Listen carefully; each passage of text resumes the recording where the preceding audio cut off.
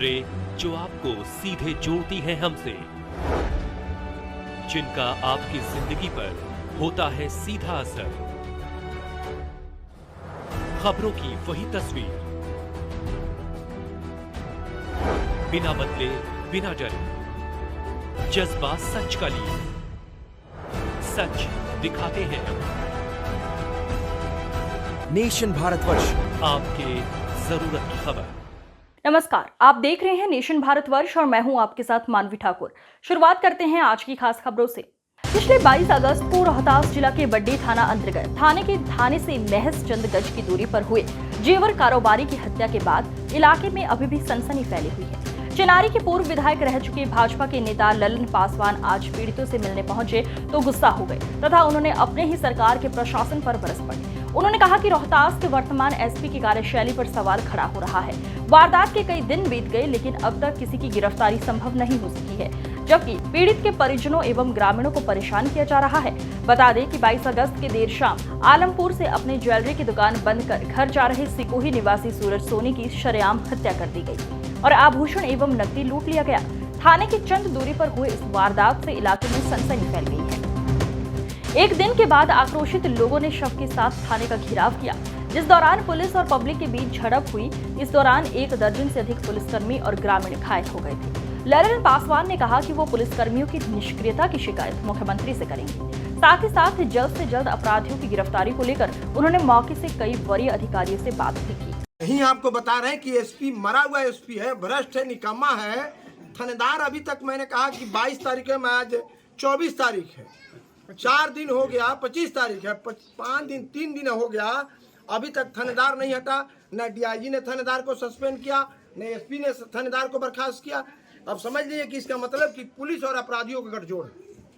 और पब्लिक जो जिसने हथियार नहीं चलाया, जिसने पत्थर, आप अगर लाठी से मारोगे तो स्वाभाविक है कि पब्लिक प्रोटेस्ट करेगी। और आप अपनी गलतियों को छुपाने के लिए आम जनता को हम कहेंगे कि जितने लोगों को गिरफ्तारी हुई तत्काल छोड़ो, नहीं तो एसपी साहब सदन से लेकर सड़क तक आपके खिलाफ आंदोलन होगा पूरे रोहतास जिले में। प्रधानमंत्री नरेंद्र मोदी के द्वारा ये कहना कि महिला के खिलाफ अपराध अक्षम्य में पाप है, जिसका बिहार सरकार के श्रम संसाधन मंत्री संतोष कुमार सिंह ने समर्थन किया है और कहा है कि प्रधानमंत्री का एक एक शब्द सही है। भारतीय सभ्यता संस्कृति की जननी नारी ही है और जिस राष्ट्र में नारी का सम्मान नहीं होगा उसका कभी कल्याण नहीं हो सकता। आपको बता दें कि प्रधानमंत्री ने अपने एक संबोधन में नारी सुरक्षा को सर्वोपरि बताया है और कहा है कि महिलाओं के खिलाफ अपराध एक अक्षम्य में पाप है। ऐसे में बिहार सरकार के मंत्री संतोष कुमार सिंह ने पश्चिम बंगाल के मुख्यमंत्री ममता बनर्जी पर निशाना साधते हुए कहा, जिस प्रदेश का मुख्यमंत्री महिला हो और उसके होते हुए प्रदेश में सबसे ज्यादा महिला उत्पीड़न की घटनाएं हो रही हो, जो निंदनीय है।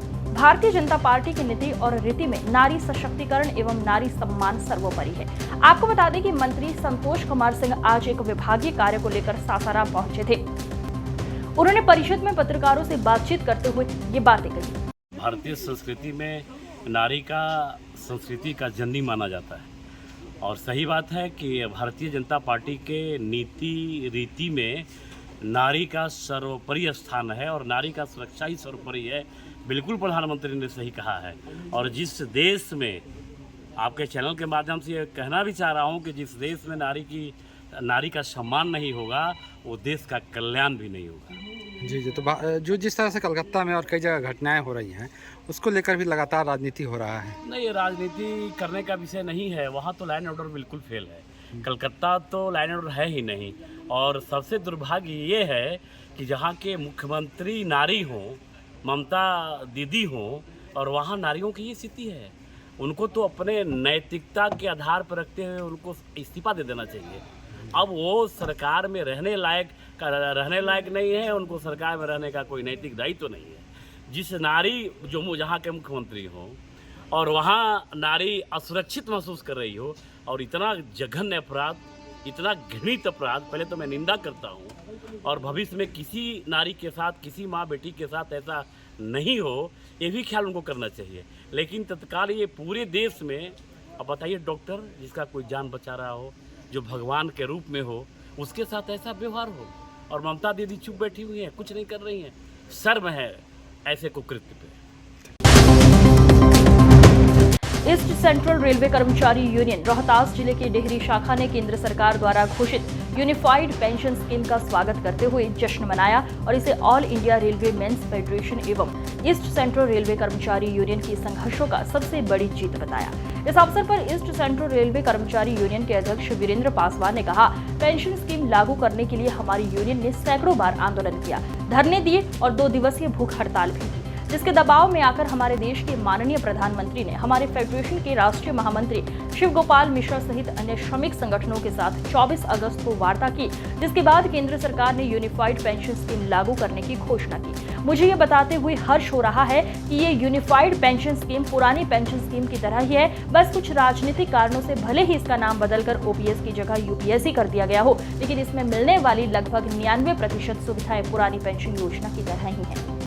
देखिए, हमारे कर्मचारियों के लिए मेरा यूनियन और फेडरेशन जो है all India railway men's federation और ईस्ट सेंट्रल रेलवे कर्मचारी यूनियन लगातार संघर्ष करते रहा है। हम लोगों की मांग थी कि पुरानी पेंशन योजना लागू करें, लेकिन सरकार ने कुछ राजनीतिक कारणों से उस नाम का तो हमें पेंशन नहीं दिया, लेकिन 99% वो सारी फैसिलिटी के साथ यूनिफाइड पेंशन स्कीम लागू किया। ये हमारे संघर्षों का नतीजा है और ये हमारे यूनियन की बहुत बड़ी जीत है, क्योंकि जो सुविधाएं हमें चाहिए थी 99% वो सुविधाएं मिल गई है। वो राजनीतिक इशू पर मुझे नहीं जाना है, नाम चाहे जो भी हो, रेल कर्मचारियों की जो सुविधाएं चाहिए थी वो हमें मिलने चाहिए थी और केंद्र सरकार ने हमारे आंदोलन से मजबूर होकर रेल कर्मचारियों को ये सुविधा दी है। मैं केंद्र को साधुवाद देता हूँ और इसी के साथ मैं घोषणा भी करता हूं कि जिस तरह आज हम रेल कर्मचारियों के लिए पेंशन स्कीम बहाल कराने में सफलता पाई है, नेक्स्ट लड़ाई हमारा ओपन टू ऑल के लिए भी होगा और ओपन टू ऑल हम अपने ट्रैक मेंटेनर भाइयों के लिए लेकर रहेंगे। नगर निगम की पूर्व महापौर रूबी तिवारी और राजा तिवारी द्वारा कोयला खनन मंत्री सतीश चंद्र दुबे जी का स्वागत सह सम्मान समारोह का आयोजन होटल पारस इन चंदवा में किया गया। सम्मान समारोह की अध्यक्षता लोक अभियोजक नागेश्वर दुबे, मंच संचालन संतोष तिवारी द्वारा किया गया। पूर्व महापौर रूबी तिवारी द्वारा स्वागत भाषण देकर कार्यक्रम की शुरुआत की गई। सम्मान समारोह में मुख्य वक्ता के रूप में आरा विधायक अमरेंद्र प्रताप सिंह, शाहपुर की पूर्व विधायिका मुन्नी देवी ने विशेष रूप से इनके नीति और कार्य को सराहा। इस कार्यक्रम की सफलता के लिए हजारों की संख्या में आए शुभचिंतक एवं युवाओं के प्रति लोक जनशक्ति पार्टी रामविलास के युवा जिलाध्यक्ष पिंटू तिवारी ने आभार व्यक्त किया एवं मंत्री जी को आश्वस्त किया कि आपकी अगुवाई में चट्टानी एकता बनाकर सदैव खड़े रहेंगे। पूर्व महापौर आरा नगर निगम श्रीमती रूबी तिवारी और बड़े भाई राजा तिवारी के सहयोग से आज मां अरण्य देवी की धरती पर पहली बार सतीश चंद्र दुबे जी का आगमन हुआ, जो कोयला खान राज्य मंत्री हैं। उनका स्वागत समारोह किया गया। क्या कुछ यहाँ पर अभिनंदन समारोह के बाद उन्होंने कुछ कार्यकर्ताओं को संबोधित भी किया? यहाँ पर सर्वप्रथम जितने भी अभिभावक और जितने भी युवा साथी आए थे, वो किसी पार्टी के बैनर तले नहीं आए थे, वो अपने माटी के लाल को देखने के लिए आए थे और उनका स्वागत समारोह उन्होंने सभी लोग बढ़ चढ़कर हिस्सा लिए और सभी स्वागत कार्यक्रम किए। ये किसी पार्टी की बैठक नहीं थी, ये सतीश चंद्र दुबे जी का स्वागत आरा आगमन पर स्वागत समारोह किया गया। रोहतास जिले के सासाराम के बड्डी थाना के पास 22 अगस्त को एक आभूषण कारोबारी सूरज सोनी की लूट के दौरान हत्या हुई थी, जिसके बाद 23 अगस्त को आक्रोशित लोगों ने थाने पर पथराव कर दिया था, जिस मामले में अब तक 6 ग्रामीणों की गिरफ्तारी हो चुकी है। एक तरफ जहां हत्यारों की गिरफ्तारी नहीं होने से ग्रामीणों में आक्रोश है, वहीं दूसरी ओर पुलिस लगातार ग्रामीणों को गिरफ्तार कर रही है। ऐसे में गांव से पुरुष सदस्य भागने को विवश है। वहीं हत्याकांड में शामिल अपराधियों की गिरफ्तारी करने में अभी तक पुलिस को सफलता हाथ नहीं लगी है। पुलिस हत्या का विरोध करने के दौरान पत्थरबाजी करने वाले युवकों की गिरफ्तारी के लिए लगातार छापेमारी कर रही है। बड्डी थाना के अब तक कई युवकों की गिरफ्तारी हो चुकी है, साथ ही ग्रामीणों की गिरफ्तारी के लिए लगातार पुलिस बल छापामारी कर रही है। रात में पुलिस गांव में आ रही, जो लड़के मिल रहे हैं उसे गिरफ्तार कर ले जा रही है। गांव में लोग परेशान हैं। आपको बता दें कि हत्याकांड के बाद लोग काफी आक्रोशित हो गए थे तथा पुलिस और ग्रामीणों को भी झड़प हो गई, जिसमें अब तक 6 ग्रामीणों की गिरफ्तारी हो चुकी है। गांव में लोग परेशान हैं, लोग अपराधी की गिरफ्तारी की मांग कर रहे हैं। कि जब भी गांव में कोई भी गाड़ी घुस रही है तो प्रशासन के भय से इतना हमारे गांव की जनता डरी हुई है कि जब भी कोई भी गाड़ी तक आ रही है तो उस प्रशासन के डर लोग सोच रहा है कि प्रशासन गाड़ी आ रही है। एक पुलिस देखने के बाद हर एक आदमी अपना दरवाजा तक बंद कर ले रहा है और दरवाजा बंद करने के बाद कोई छत से झांक रहा है, छत से ताकने के बाद उसको नीचे बुलाया जा रहा है, नीचे बुलाकर उसको मारी पीट कर जा रहे हैं। उसको फिर घर के में घुसकर एक हमारे रईस आदमी बुजुर्ग आदमी रहते हैं जो बगल में घर है उनके घर में जाकर घुसकर प्रशासन पूरे उनके घर को खंगाला है। वहाँ से निकलकर फिर दूसरे घर का दरवाजा पीटा है, वहाँ से निकाल कर वापस लोग उस लड़का को मारा है। तब यहाँ से घसीट कर लड़का को लेके आए लोग। कौन कौन लोग आए थे? ये उस दिन बहुत से प्रशासन थी, लगभग 50-60 की संख्या में थी। कौन थाना? डर से हम लोग सब लोग बड्डी थाना थी और 12वीं फोर्स थी। कहाँ की घटना ये? हमारे गांव की पूरे कौन गाँव है? गाँव सुकुही। क्या नाम पड़ेगा आपका? मेरा नाम राजू पासवान है। क्या दिक्कत है? हमारे गांव को दिन दहाड़े 6 बजे पुलिस प्रशासन वहाँ पे खड़ा था, वो मर्डर करके गया। हम लोग है तो हम लोग को गाली से बात कर रहे, क्या है वो? कहाँ की घटना है? जवाब कौन देंगे? कहाँ की घटना है? कहाँ का? बॉडी का थाना के बाजू में। क्या नाम पड़ेगा आपका? क्या नाम तुम्हारा? क्या नाम पड़ेगा आपका? हमारा नाम धर्मेंद्र कुमार शर्मा। हर वर्ष की भांति इस वर्ष भी श्री कृष्ण चेतना समिति के प्रधान कार्यालय में श्री कृष्ण जन्मोत्सव मनाया गया। उक्त कार्यक्रम में सांसद सुदामा प्रसाद, विधान पार्षद राधा चरण साहा, विधायक राम विशुन सिंह लोहिया, विधायिका किरण देवी सहित जिले के कई विधायक और जनप्रतिनिधियों ने शिरकत किया। इस अवसर पर सांसद सुदामा प्रसाद सहित उपस्थित जनप्रतिनिधियों ने कार्यक्रम का उद्घाटन दीप प्रज्वलित कर किया। सांसद सुदामा प्रसाद ने कहा कि श्री कृष्ण सृष्टि के पालनहार हैं। जब पृथ्वी पर कंस जैसा दुराचारी आया तो उनका संहार श्री कृष्ण ने किया। वहीं महाभारत में भी श्री कृष्ण ने सत्य का साथ दिया। उन्होंने कहा श्री कृष्ण सत्य के प्रतीक हैं। सचेतना मंच में क्या कहेंगे? आज जन्माष्टमी है, द्वापर में भगवान कृष्ण का जन्म हुआ था, आज ही के और माननीय MP साहब ने पूरा विस्तार बताने का काम किया आप लोग।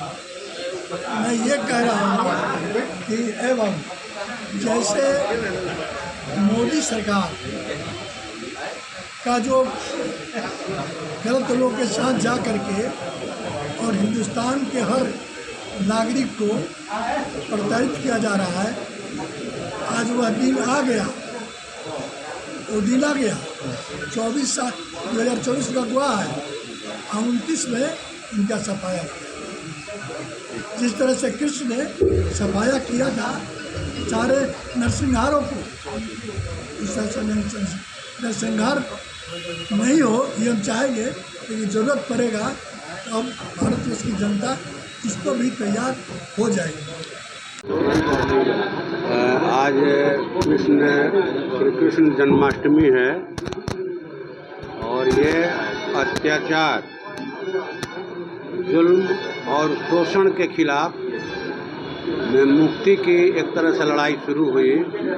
द्वापर में कंस के अत्याचार से पूरी धरती करा रही थी और ऐसी स्थिति में श्री कृष्ण के माता पिता को बंद करके, जो खुद वो उनकी बहन थी और उनके जीजा जी थे, माने उनके बच्चों की वो हत्याएं कर रहे थे और कृष्ण भगवान का जन्म हुआ। तो वो लोग बताते हैं उनके माता पिता की बेड़ियां जो है खुल गई और जेल का जो है दरवाज़ा खुल गया। जो प्रहरी थे उनको नींद आ गई और कहा जाए कि सांसद सुदामा प्रसाद निर्वाचित होने के बाद पहली बार आरा रेलवे स्टेशन का जायजा लिए। इस दौरान स्टेशन की कुव्यवस्था देखकर सांसद पूरी तरह से अधिकारियों पर बिफर गए और तुरंत कुव्यवस्था दूर करने की बात कही। उन्होंने कहा कि आरा रेलवे स्टेशन पर यात्री सुविधाओं का घोर अभाव है। यहाँ न तो पीने के लिए शुद्ध पानी की व्यवस्था है और न ही साफ शौचालय की। सुदामा प्रसाद ने कहा, बाबू वीर कुंवर सिंह ने कभी पीठ नहीं दिखाई, लेकिन प्रशासनिक गलती के कारण उनकी प्रतिमा गलत दिशा में लगा दी गई। उन्होंने कहा कि अगर यहाँ उचित सुविधा नहीं मिलती है तो एक बार फिर जायजा लिया जाएगा और सरकार से इस मामले पर बात करेंगे। किया क्या कुछ देखने को मिला, बहुत सी कमी है यहाँ पर। और रेल यात्रियों की जो सुविधाएं हैं वो दुर्दशा की शिकार है। हमने देखा दिव्यांग शौचालय को, जहाँ स्टोर का सामान रखा है। अभी पानी देखा, 4 नल है जिसमें से एक लगता है कि आज लगाया गया है, 3 जो है वर्षों से मैंने कहा जाए कि वो बंद है, बंद ही कर दिया गया है। और नीचे जो है गंदगी का अंबार है, सब पुड़िया है, उसमें प्लास्टिक है, मैंने पानी बह कर के इधर आ रहा है। तो हम लोगों ने तो देखा, आज वार्ता किया, सभी रेलवे के यहाँ के इस जिले के अधिकारी थे, तिवारी जी थे, उपेंद्र जी थे, पांडे जी थे, और हम लोगों ने कहा कि भाई इसको ठीक कीजिए। ठीक है, फिर हम लोग 30 सितंबर को यहाँ आएंगे और बाबू कुंवर सिंह की जो मूर्ति लगी है परिसर में, वो उनकी जो पीठ है इधर दिखाई पड़ रही है, जबकि उनकी तलवार दिखाई पड़नी चाहिए इधर से, उनका माने चेहरा दिखाई पड़ना चाहिए, लहराती हुई तलवार जो है। आज की खबरों में बस इतना ही। देखते रहिए नेशन भारतवर्ष।